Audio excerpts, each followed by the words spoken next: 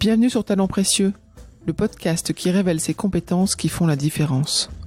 À travers le témoignage d'un invité différent à chaque épisode, nous cherchons à savoir quelles sont les soft skills, autrement appelées compétences comportementales ou transversales, qui permettent aux individus d'être épanouis et performants dans leur travail et dans leur mission.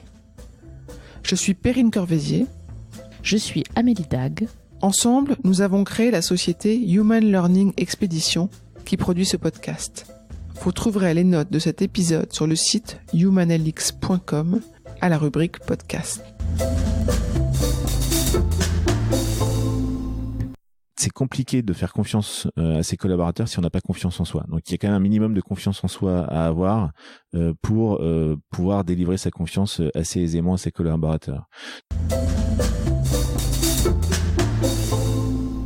Ce n'était pas le jour idéal pour lui. Une campagne de communication importante débutait le matin de notre rendez-vous. Et pourtant, Étienne Porto, directeur de la diffusion et du marketing client du groupe Les Échos, m'a accordé de son temps précieux pour partager son parcours professionnel riche en évolution. Il parle avec beaucoup de recul des équipes avec lesquelles il a travaillé. Il donne son avis sur les collaborations, sur la confiance, sur le droit à l'erreur, sur la génération d'idées et la créativité. Vous l'entendrez parler de courage managérial, de son intention de donner du sens à ses missions et à celles de ses équipes. Vous comprendrez que pour Étienne, l'écoute, l'empathie, la gestion de son temps sont importants dans sa vie professionnelle, mais également dans d'autres circonstances. Je ne vous en dis pas plus. Bonne écoute.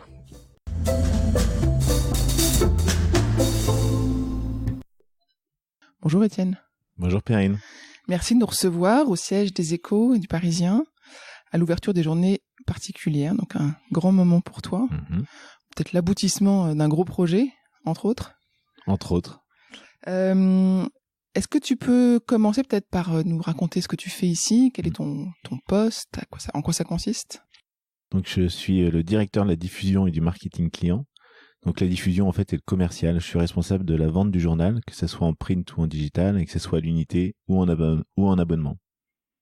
Donc je travaille, quand je dis le journal, c'est l'ensemble des titres du groupe. Donc Les Échos, Le Parisien, Investir, Capital Finance et Connaissance des Arts.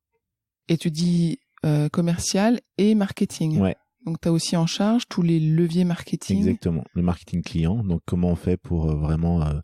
Il y a une mutation du modèle qui se bascule vers l'abonnement. Donc c'est pour vraiment développer l'abonnement. On utilise tous les leviers marketing, aussi bien digitaux que print, offline.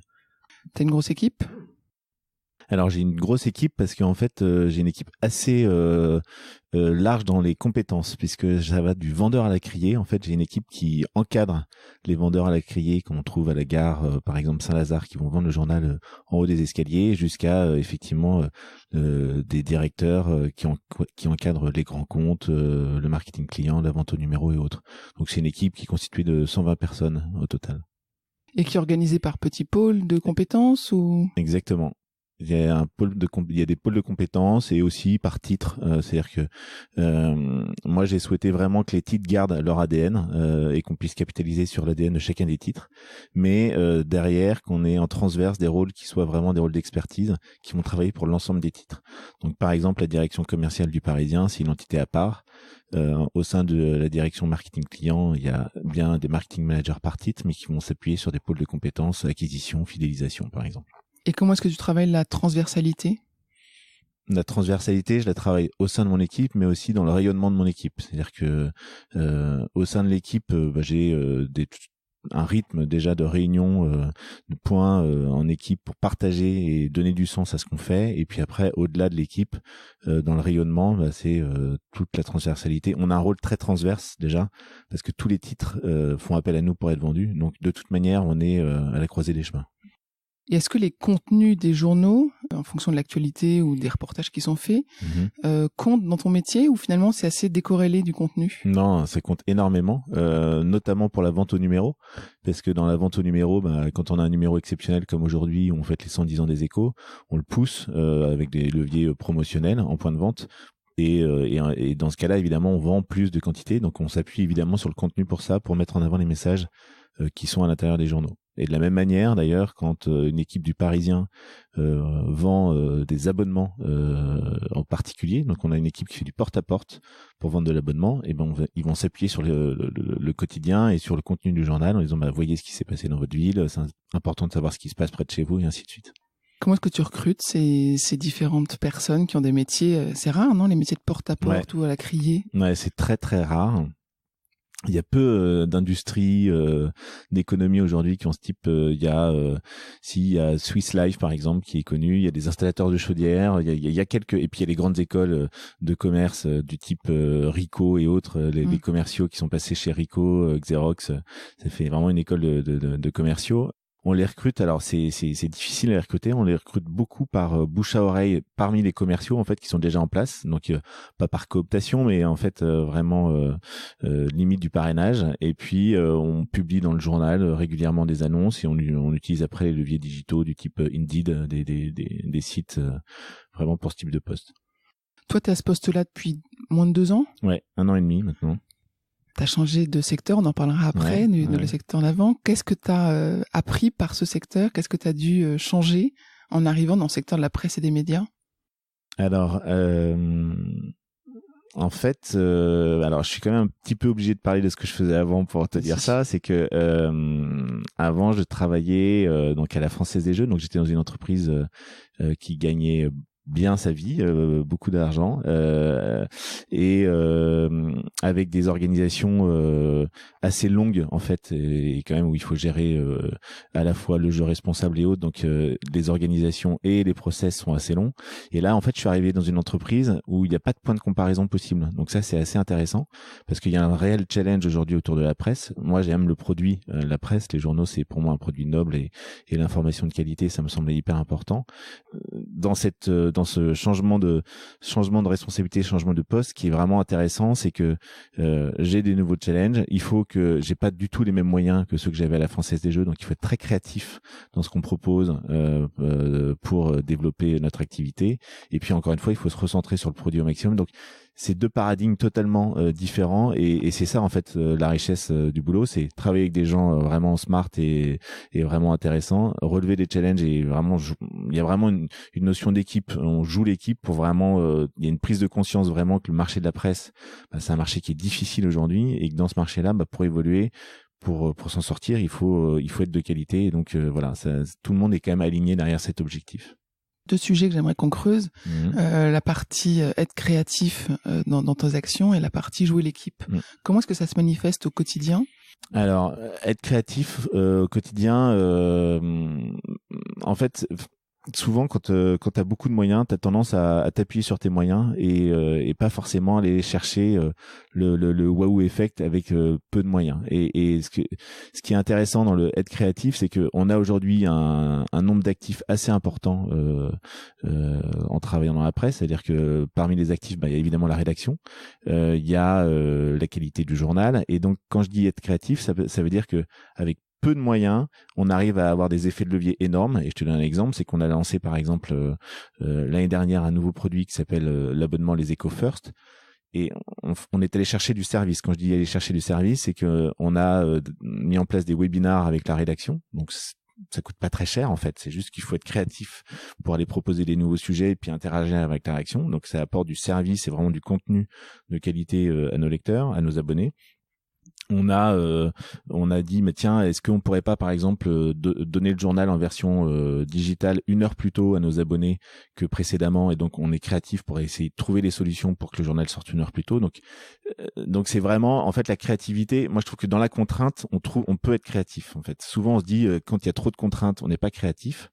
Et à contrario, moi, je trouve que la contrainte, elle donne un cadre. Mais dans ce cadre-là, dans ce terrain de jeu-là, après, une fois que les règles sont fixées, on peut se lâcher complètement.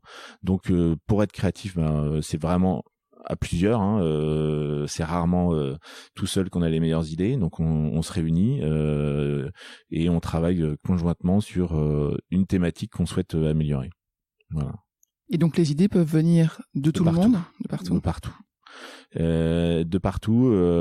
Et après, voilà, on va impliquer des personnes d'horizons très différents aussi, pas forcément des personnes qui sont en prise directe avec notre activité, je veux dire diffusion marketing, pardon. On va intégrer des journalistes à la réflexion, on va intégrer des personnes du digital. Donc oui, ça peut vraiment provenir de partout. Et jouer l'équipe, ça se manifeste comment? Dans ton organisation managériale ou même dans l'esprit d'entreprise, la culture d'entreprise? Je pense que c'est jouer l'équipe, c'est vraiment pour moi le manager qui doit vraiment donner cet input, et c'est la somme des managers qui va faire que l'entreprise va jouer l'équipe. C'est-à-dire que l'entreprise peut pas décréter un jour, tiens, on va jouer l'équipe. Si derrière il n'y a pas les relais managériaux, ça fonctionne pas. Donc oui, pour moi ça joue à tous les niveaux de management. Et quand je dis à tous les niveaux, donc moi j'ai des niveaux de managers sous moi, et donc ces managers là, c'est aussi les impliquer dans l'orientation qu'on veut donner à notre activité et à l'entreprise, et du coup ça passe par effectivement des points réguliers, enfin des choses assez structurelles dans mon fonctionnement. C'est-à-dire que je vois mes managers très régulièrement, et je leur donne beaucoup d'informations. Je suis assez transparent sur la situation de l'entreprise, sur la manière dont on fonctionne. Ça, c'est plutôt mon style de fonctionnement. Je suis assez participatif et assez transparent dans ce qu'on met en avant. Et surtout, il y a une vraie notion de parler vrai. C'est-à-dire que je pense que pour leur faire confiance, pour qu'ils me fassent confiance, je vais pas dissimuler des situations qui sont plus ou moins complexes. Et donc, dans cette difficulté qu'on peut rencontrer sur différents sujets, dans le parler vrai, dans cette transparence, du coup, je trouve que ça favorise le jouer l'équipe. Je pense qu'il y a une réelle relation de confiance entre mes managers et moi, et du coup, ça irradie sur toute l'équipe. Cette notion de confiance, c'est quelque chose que tu as toujours, dans laquelle tu as toujours souhaité travailler? Alors déjà, à titre personnel, moi, je fonctionne beaucoup mieux quand mon manager me fait confiance et me laisse de l'autonomie. Et puis après, c'est vrai que ça fait quelques années que je manage. Maintenant, je pense que le style managérial que j'avais il y a 10 ans n'est sans doute pas le même que celui que j'ai aujourd'hui.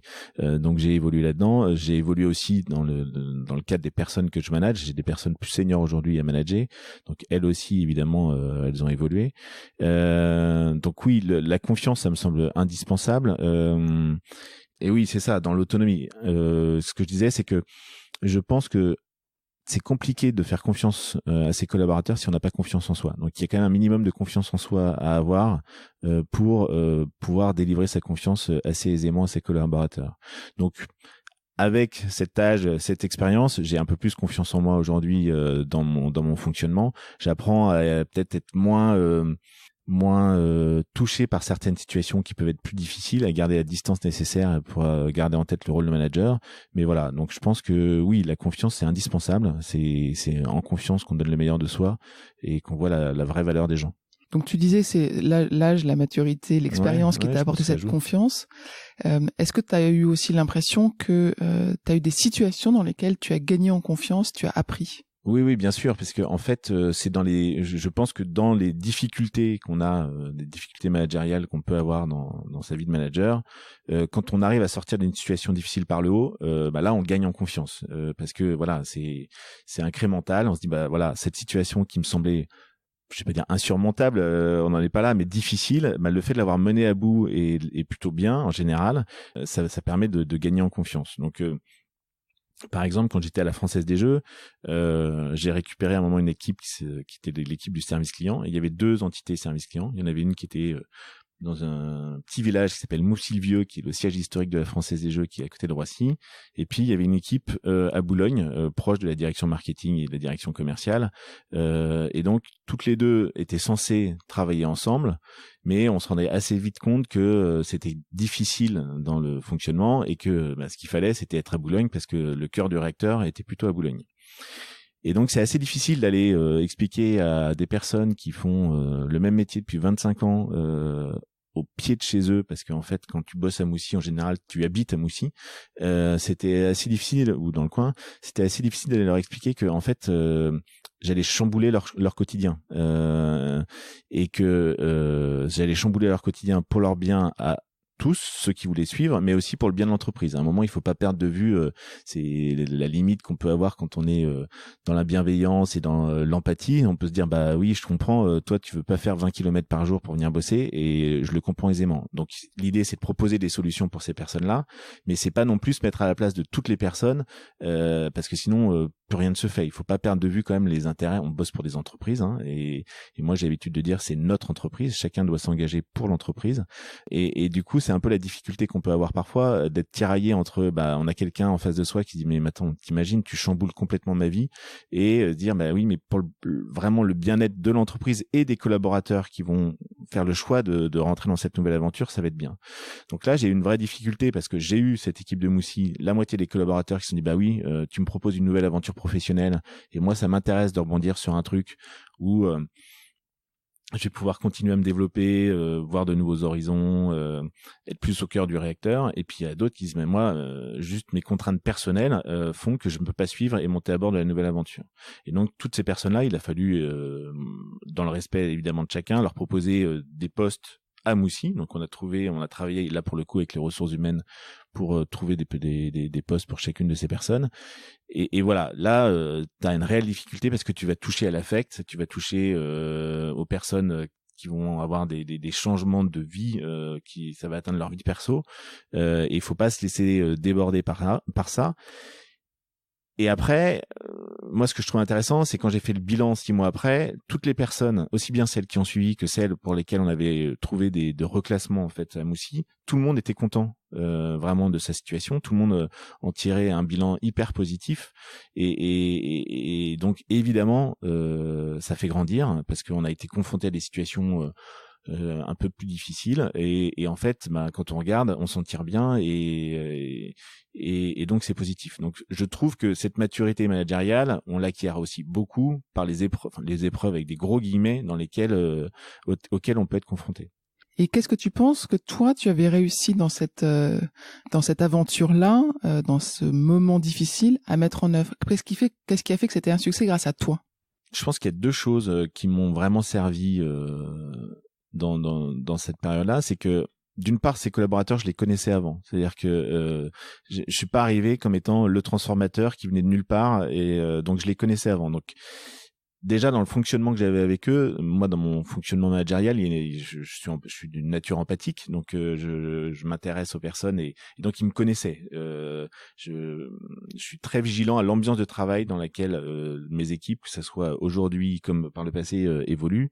Ce que j'ai l'habitude de dire, même si c'est pas évident au quotidien, mais que la seule souffrance qu'on puisse avoir au travail, c'est une charge de travail importante. Et donc ça m'a servi déjà de les connaître avant. Là où ça m'a servi, les choses qui m'ont servi, que j'ai vraiment mis en avant, c'est que j'ai donné du sens à ce que je voulais faire. Ça me semble indispensable d'expliquer. C'est des grandes personnes qu'on a en face de nous.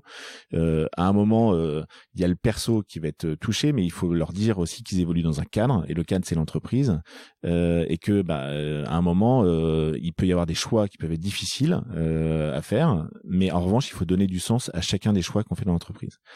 Et après, il y a un truc assez basique qui me semble important, mais qui est franchement a une valeur qui, pour moi, j'ai la chance d'avoir des managers aujourd'hui qui l'ont vraiment, mais c'est avoir du courage. C'est-à-dire que faire preuve de courage dans l'entreprise, je trouve qu'en faisant preuve de courage et en donnant du sens à ce qu'on fait, en fait, voilà, il peut y avoir des déceptions dans un premier temps, mais sur le long terme, je pense que ça déboule sur du positif. Et c'est vrai que souvent dans l'entreprise, un manque de courage, en fait, on se rend compte que ça fait effet papillon, et on se revoit 6 mois après, on n'a pas expliqué les choses, on n'a pas fait les choses telles que pour le bien-être de l'entreprise et des collaborateurs, et puis on va dans le mur en fait. Donc il faut pas avoir peur d'expliquer les choses, d'expliquer les situations comme elles sont, parce que parfois elles sont difficiles, mais voilà, assumer le courage de dire les choses. Je reviens sur ce succès où Ouais. on voit que tu as fait preuve de courage, d'empathie. J'essaye. Tu as essayé, mais en tout cas, manifestement, tu avais réussi à déployer ces forces. Je me demandais, est-ce que tu gardes contact avec ces anciennes équipes, avec les personnes avec lesquelles tu as eu des projets peut-être difficiles? Alors je garde pas contact avec l'ensemble de l'équipe, mais effectivement dans les difficultés, on retrouve des piliers sur lesquels on s'appuie aussi dans la mise en place de ces projets. Moi, je crois vraiment à l'équipe. Donc, ce que je veux dire, c'est que quand je dis faire preuve de courage et donner du sens, je peux donner l'impulsion, mais si derrière j'ai pas les relais managériaux, je fais rien tout seul. Donc, il y a eu effectivement des managers qui ont été, typiquement, pour parler de Isabelle, qui était le manager du service client. Si elle n'avait pas été là, il se serait rien passé. Et donc Isabelle, oui, j'ai toujours contact avec elle, je la vois régulièrement, parce que c'est vrai que aussi dans ces moments-là, ça resserre les liens qu'on peut avoir avec son équipe. Est-ce qu'on peut donc revenir, t'as dévoilé que tu avais travaillé très longtemps à la Française des Jeux. Très longtemps. Est-ce que tu peux nous raconter rapidement ce que tu faisais et moi, ce qui m'intéresse, c'est ce secteur un peu qui me paraît un peu secret des jeux, du fonctionnement, de tout cet argent qui s'amasse et qui repart, etc. Comment est-ce qu'on garde une certaine éthique? Comment est-ce qu'on est responsable de ce qu'on promet et propose aux autres? Ouais. Alors oui, effectivement, pour la petite histoire, j'ai donc passé près de 18 ans à la Française des Jeux avec de nombreux rôles, parce que je pense que je suis pas loin de détenir le record de mobilité au sein de la Française des Jeux.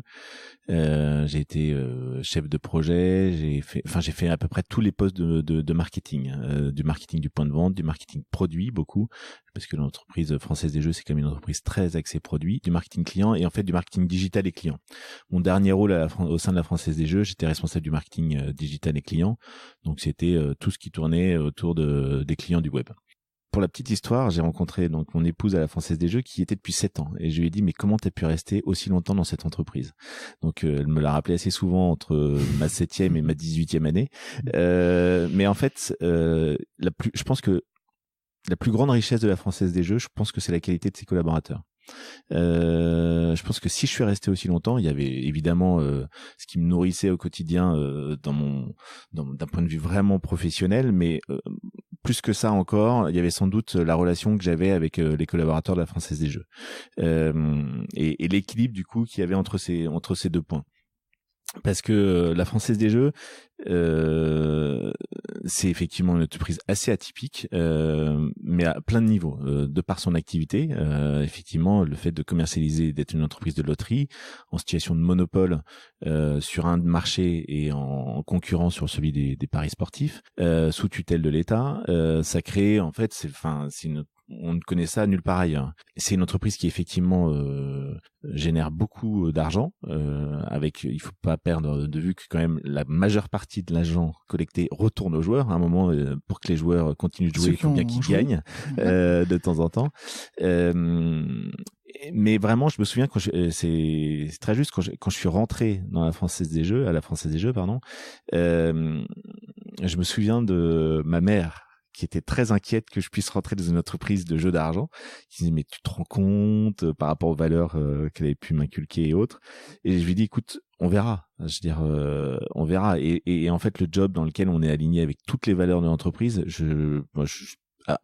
sauf à se le créer, mais sinon, je pense que c'est pas toujours le cas. Et en fait, j'ai vraiment découvert une entreprise où la qualité des hommes, ou le respect des joueurs aussi. Je veux dire, c'est une entreprise quand même où l'éthique est très important. Il y a une entité jeu responsable au sein de la Française des Jeux. Les gagnants, ils sont accompagnés après qu'ils aient gagné leur gain. Donc tout ça a contribué au fait que je me dise, bah oui, c'est une entreprise pas comme les autres, mais aussi bien en positif qu'avec ses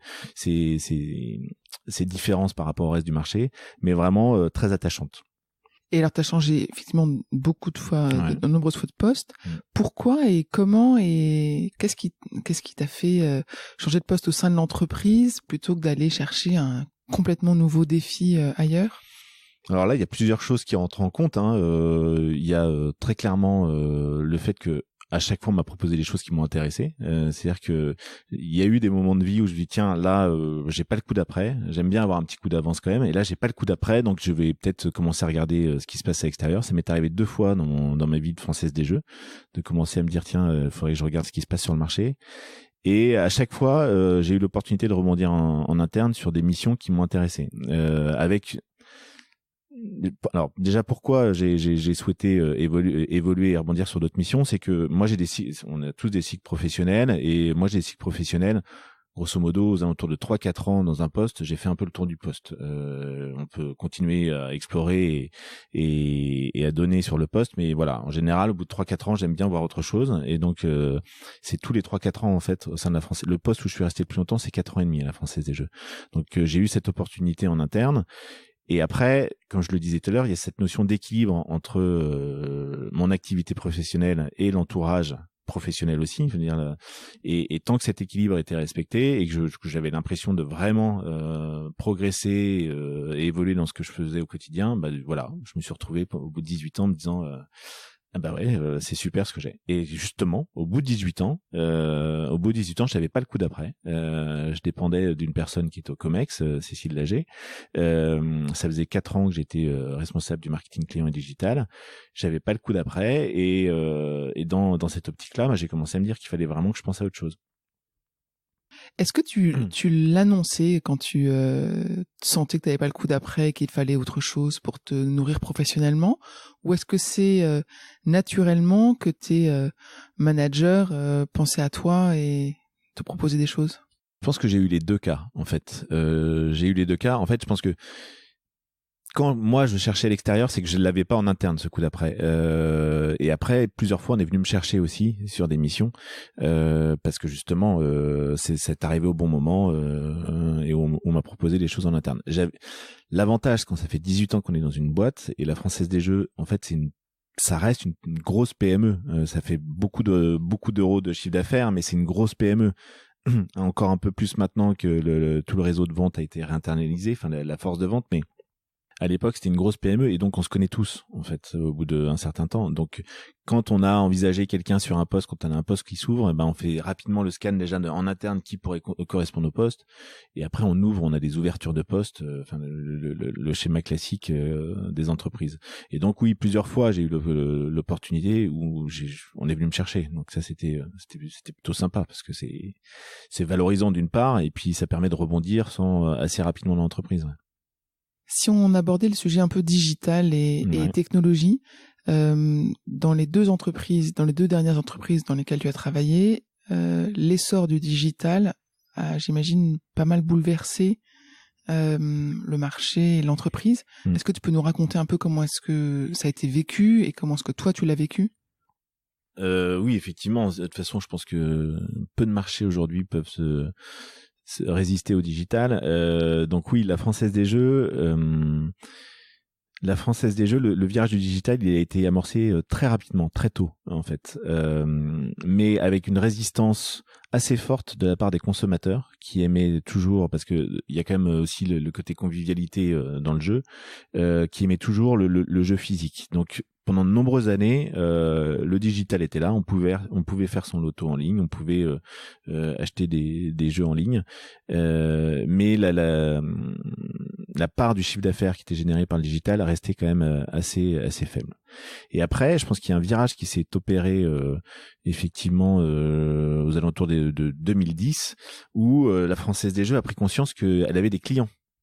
Et qu'un baromètre marché client annuel, c'était pas suffisant pour connaître ses clients et que en fait le meilleur moyen de connaître ses clients, c'était de s'appuyer sur les leviers digitaux, justement parce que là on allait voir effectivement où les clients étaient en France, on allait voir comment ils consommaient, y compris via quel device, et du coup la Française des Jeux a vraiment investi pour être présente sur l'ensemble des canaux de distribution digitaux et vraiment développer le marketing digital. Donc c'est un virage qui s'opère dans la durée, très objectivement. Il y a encore une grosse part du chiffre d'affaires qui est effectué en point de vente. Je sais pas les derniers chiffres, mais j'imagine qu'il n'y a pas eu un virage sur soi-même. Mais c'est vraiment une digitalisation des usages aussi. Ce que je veux dire, c'est que au sein de la Française des Jeux, ce qu'on avait mis en place, c'est qu'on avait la possibilité de préparer son loto sur son device mobile et de valider sa grille en point de vente. Donc ça, au-delà même du digital, en fait, le digital, c'est un moyen pour moi. Ce qui est vraiment en face, c'est vraiment les usages du client. Donc c'est vraiment le client, le consommateur qui a fait évoluer ses modes de consommation et donc il faut suivre, il faut être même en avance sur ces évolutions. Est-ce que la Française des Jeux a pensé à un moment donné adapter son business model et peut-être aussi créer une nouvelle, entreprise à côté sur un nouveau marché. Je pense, je sais pas, au poker en ligne, qui est une sorte de jeu en ligne, en réseau. Et puis les jeux en réseau, est-ce que la Française des Jeux a pensé se positionner aussi là-dessus? La Française des Jeux, en fait, avait fait une JV avec les casinos Barrières, et il y avait une entreprise de poker en ligne. En fait, le marché du poker, au moment de l'ouverture du marché, tout le monde voyait ça comme étant l'Eldorado, et en fait, le marché était pas si porteur que ça. Il y a eu énormément de personnes d'entreprises qui sont restées sur le bord de la route. En revanche, il y a toujours des jeux. Il y a un bingo, par exemple, en ligne, donc il y a un jeu communautaire parce qu'il y a un chat, une fenêtre de chat à côté du bingo, donc il y a des gens qui communiquent entre eux via le digital. Mais voilà, non, le poker, ça a périclité il y a quelques années déjà. Et puis pour revenir sur quand même mon expérience actuelle sur le digital au sein des Échos, Le Parisien, là aussi on a des modes de consommation qui ont complètement évolué. L'information aujourd'hui, elle est disponible à nombreux endroits, et donc il faut s'appuyer sur tous les canaux de diffusion de l'information. Les Échos aujourd'hui, c'est en 2018, en avril 2018, qu'on a eu plus d'abonnés digitaux que d'abonnés papier. Donc là, on a Comment ? C'est très récent. C'est très récent. Ouais, le virage vient de s'opérer. On a 45 000 abonnés digitaux et un peu moins d'abonnés papier. Donc ça y est, on a fait la bascule. La difficulté de tous les titres de presse, c'est que en général, on vend un abonnement digital moins cher qu'un abonnement print. Donc il y a une perte de valeur qui s'opère avec ce virage. Donc il faut compenser cette perte de valeur soit par du volume, soit par un enrichissement de l'abonnement digital qu'on vend plus cher. Et donc c'est bien toutes les problématiques auxquelles on est confronté, tout en étant présent sur tous les devices. Je donne un autre exemple, c'est que quand je dis qu'il faut être aussi en avance sur les usages, c'est que là on a un bon exemple. Le podcast, c'est marrant parce que le podcast, ça existe quand même depuis nombreuses années. Je me souviens de mon premier iPod sur lequel j'écoutais des podcasts. Et là, il y a un phénomène vraiment de renaissance du podcast, où c'est un mode d'usage, de consommation de l'information qui revient vraiment fort. Le podcast, la vidéo. Donc évidemment, des entreprises comme Les Échos et Le Parisien, on est présent sur tous ces modes d'information, de diffusion de l'information, et y compris d'ailleurs sur les assistants vocaux. On a développé une application Google Home, on est présent sur Alexa avec l'ensemble des titres. Et typiquement, ce genre d'initiative, de projet, dans ton équipe, comment est-ce que ça se passe? Qu'est-ce qui a les antennes suffisamment déployées pour dire, pour la presse papier, attention, le son, l'audio va être important, les assistants vocaux vont prendre potentiellement de l'ampleur, il faut qu'on se positionne.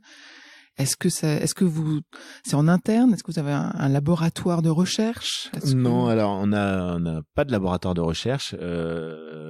Donc on s'appuie vraiment sur les collaborateurs, sur évidemment les journalistes qui sont des très bonnes antennes, parce que les journalistes ils sont tout le temps en train d'aller chercher l'actualité, donc ils voient bien les usages et l'évolution des usages.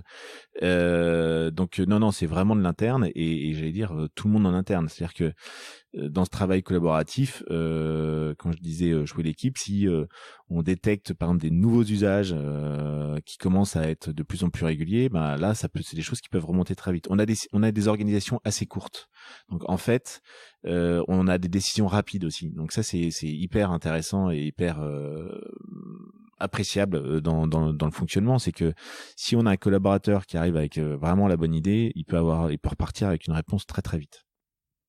Et est-ce que vous avez le droit à l'échec? Bien sûr.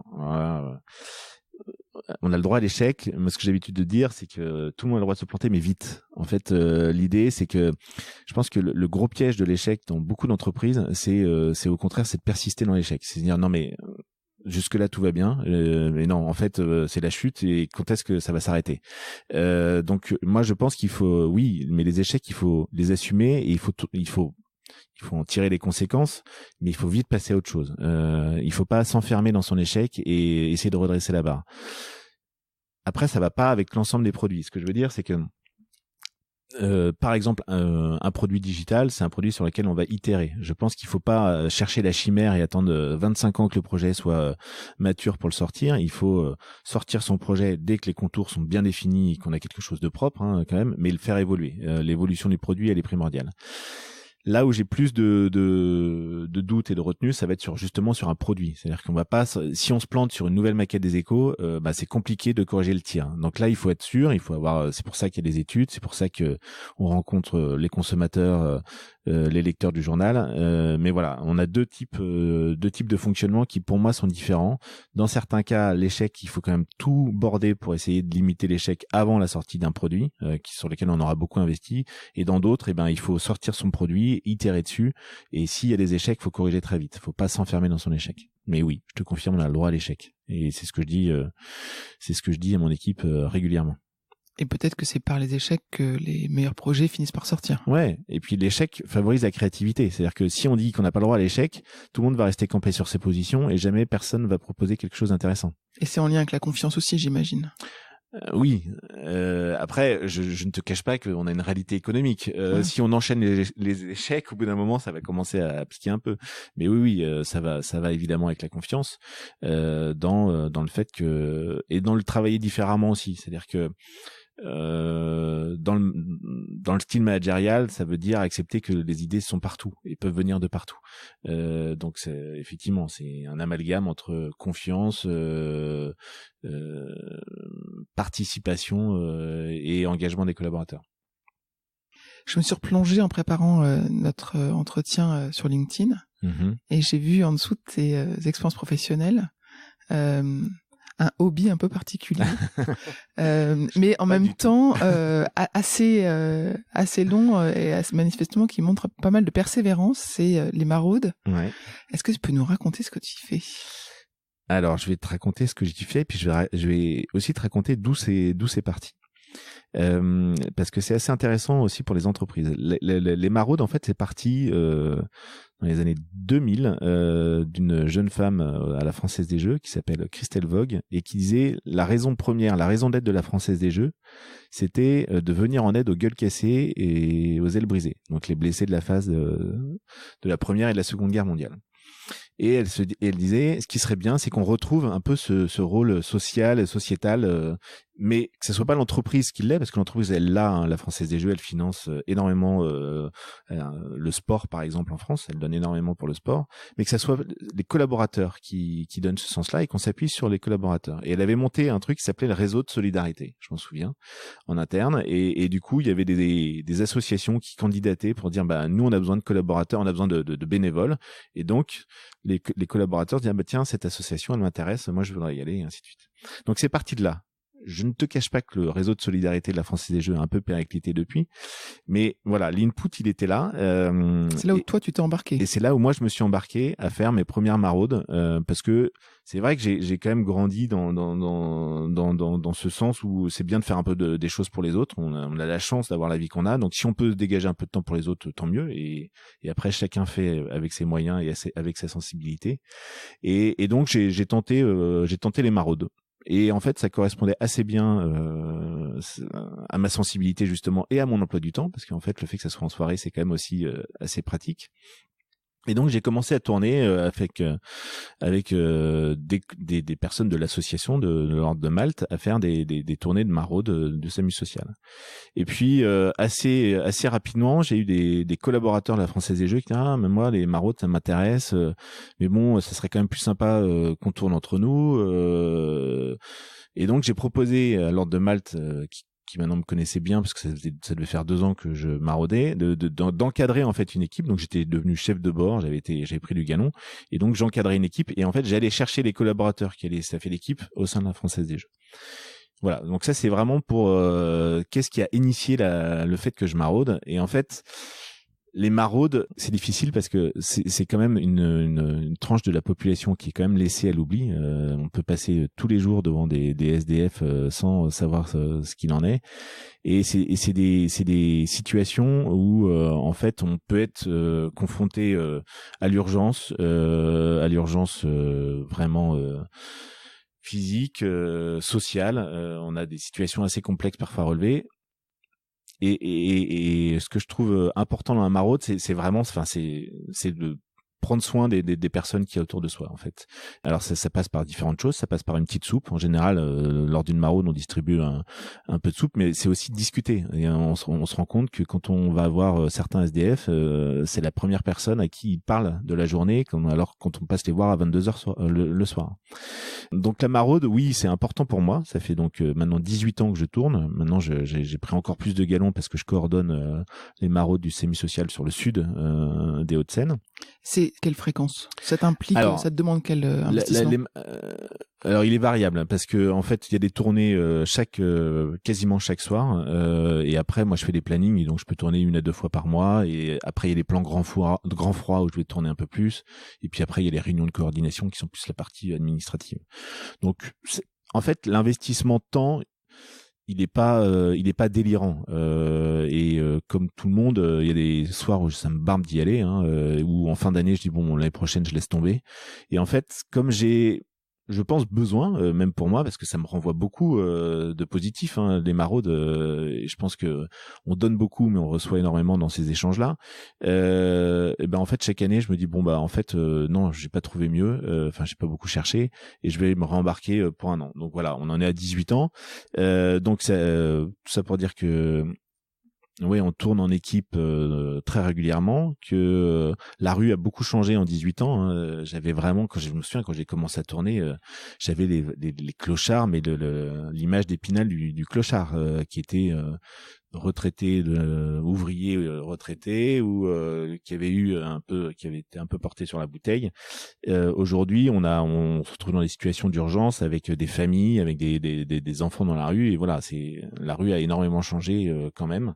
Et il y a aussi plus de monde dans la rue. Donc parfois on se sent assez démuni. Il m'arrive de rentrer chez moi après une tournée, je rentre vers 1h du matin parce que je trouve ça pas forcément très pertinent de réveiller quelqu'un pour savoir s'il veut discuter et s'il veut une soupe alors que ça se trouve il a dîné et qu'il dort profondément, donc ça fait plus qu'autre chose. Donc parfois je rentre chez moi en disant avec le sentiment vraiment du devoir un peu inachevé. Et à la fois, je me dis qu'on a apporté, j'espère, un peu de réconfort à ces personnes-là dans leur quotidien. Et encore une fois, pour certains, c'est le seul contact social qu'ils peuvent avoir avec le reste de la société. Qu'est-ce que tu donnes de toi et qu'est-ce que tu reçois? Ce que je donne de moi, déjà, c'est du temps. Et le temps, c'est une valeur précieuse aujourd'hui. On sait que on est tous des vies de malades et que donner du temps, c'est compliqué. Moi, j'ai la chance d'avoir aussi une vie de famille, donc voilà, c'est un arbitrage que de donner du temps aux autres et de l'écoute. Il y a des personnes qui n'ont pas du tout envie de parler, mais il y a des personnes, ça arrive régulièrement. J'ai en tête récemment un jeune qui en fait ça me fait plaisir de vous parler. Il voulait pas de soupe, il voulait pas manger, enfin tout allait bien de ce côté-là. Il voulait pas de duvet alors qu'il était quand même dans des conditions assez précaires, mais ce qu'il voulait c'était parler. Et donc on est resté avec lui 1/2 heure à discuter. Donc on donne beaucoup dans cet échange parce que voilà, il faut alimenter l'échange, il faut l'écouter, il faut aussi essayer de donner dans cette écoute de valoriser un petit peu quand même les propos. Enfin, j'ai souvenir de jeunes qui avaient écrit une chanson, donc qui nous chantaient sa chanson. Bon bah voilà, il faut vraiment avoir de l'enthousiasme autour de ça, du positivisme. Et ce que je reçois aussi c'est des personnes qui n'ont plus rien en fait. Donc je reçois ce qu'ils ont sans doute de plus précieux à donner, c'est justement cet échange, c'est la relation humaine. Et quand t'as plus rien dans cette relation humaine, bah du coup elle est franche, il y a aucun superficiel, aucun apparat autour de ça, et donc on a des discussions qui sont parfois très franches. Donc et puis ça apprend beaucoup sur soi aussi de faire ce genre de choses, de ce petit ascenseur social quand on rentre chez soi dans son petit confort, de se dire en fait voilà, dans la rue on se sent tous très forts aujourd'hui, et dans la rue il y a des personnes qui se sentaient très fortes hier, et donc ça permet d'apprendre et d'être assez humble par rapport à la situation qu'on a au quotidien. J'imagine effectivement que ça doit être parfois difficile. Ouais. Et puis tu as un métier prenant. Comment est-ce que tu arrives à trouver du temps et comment est-ce que tu te ressources, te relaxes, décompresses? Est-ce que tu as des techniques à partager? Alors, est-ce que j'ai des techniques à partager? Alors, Déjà, j'ai une grande chance parce que ça, je pense que c'est un peu de l'inné. Je pense pas que ça soit de l'acquis. C'est que j'ai une capacité à fermer la porte du bureau quand j'arrive chez moi assez importante. Je veux pas dire qu'elle est à 100%. Hein, il m'arrive, comme tout le monde, parfois d'être un peu prise de tête sur le boulot et de pas très bien dormir. Mais globalement, quand j'arrive chez moi, j'arrive à laisser le boulot derrière moi et ça me semble important en fait pour être performant le lendemain. Et franchement, je le décide pas. Je considère vraiment que j'ai la chance d'être comme ça. Et après, très honnêtement, c'est vrai que ça soit ma vie de famille ou mes amis sont importants et contribuent largement au relâchement que je peux avoir. Ouais, ça c'est clair. On va arriver à la fin de notre entretien. Ouais. Quelle est ta définition des compétences comportementales, des soft skills ?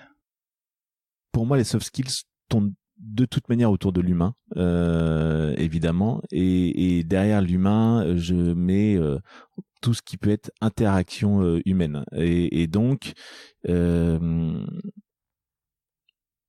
aussi, je pense que on a tous ces soft skills en nous. Il y a vraiment une part d'inné et après libre à nous à chacun d'aller travailler il y a des caractères évidemment, hein. On n'a pas tous le même niveau déjà de manière innée sur chacune de ces soft skills, mais je pense que il y a des postures, il y a des volontés de faire grandir certaines soft skills. Ça peut être par le biais du management et de sa vie au travail, mais ça peut être, comme je le disais tout à l'heure, par rapport au SAMU social.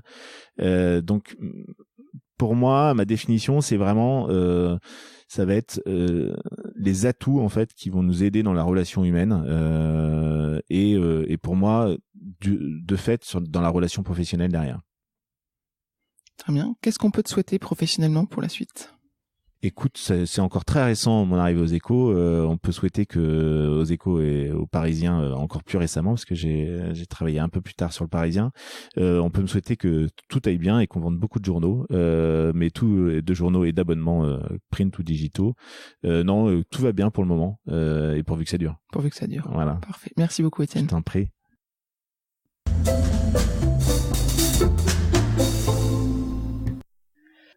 Nous espérons que vous avez apprécié ce podcast autant que nous avons aimé le préparer et l'enregistrer. Si vous aimez Talents Précieux, le meilleur moyen de le soutenir est de laisser un avis 5 étoiles et un commentaire sur Apple Podcast. Cela permettra à d'autres de le découvrir également. Abonnez-vous à Talents Précieux, vous serez ainsi notifié des nouveaux épisodes. Talents Précieux vous est proposé par la société Human Learning Expedition ou HLX. Nous concevons et mettons en œuvre des programmes originaux et impactants destinés à révéler et développer les soft skills des individus pour en faire des acteurs épanouis et performants dans l'entreprise du 21e siècle.